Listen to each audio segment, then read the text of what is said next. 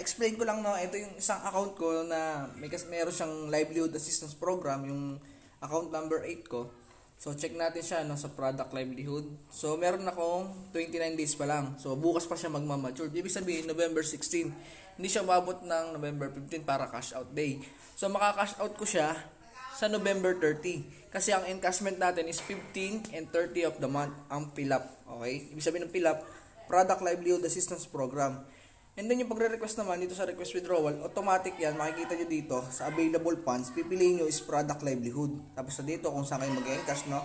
Kung GCash, Palawan, Paymaya, Coins, Union Bank, or other banks, no? So sample natin Palawan. And then dito, always nyo check yung main office Quezon City. Ito lagi yung pipiliin nyo, wag sa city distributor dahil hindi tayo kilala ng ibang city distributor sa iba't ibang lugar. So main office tayo, ibig sabihin, doon tayo sa mismong office. So automatic yan, product livelihood assistance, and then contact number nyo or account number nyo pala ng bangko nyo. Okay? Okay, and then contact number nyo, sample na lang, no? Sample lang naman yan, and then yung address nyo. Okay? And dito sa notes, yung name nyo or account number ulit nyo ng bangko nyo. Okay? So sample natin ganito. Okay? And then pangalan nyo. Okay? So ganyan ang pag-i-encash dito kay Trendy. So, kung available, ibig sabihin ng available funds, ito naman yung kinikita mo ng 3,000 or every week sa direct referral and paying bonus. So, automatic yan, lalagyan nyo dyan, may bracket tayo, 2,000, 3,000, kung magkano yung available funds mo. Ito yung minimum encashment natin is 3,000. Okay?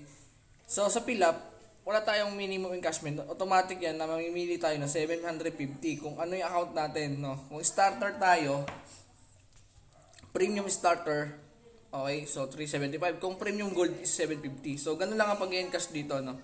So, ito lang sinample ko lang itong isang account ko na wala pa talaga siyang earnings. So, ito is sakop siya ng product livelihood assistance program. Ito yung bagong account ko na inad. So, mamaya mag-a-add na naman ako ng panibagong account. So, ibig sabihin, 29 days old pa lang yung account ko. So, dyan nyo siya masi-check.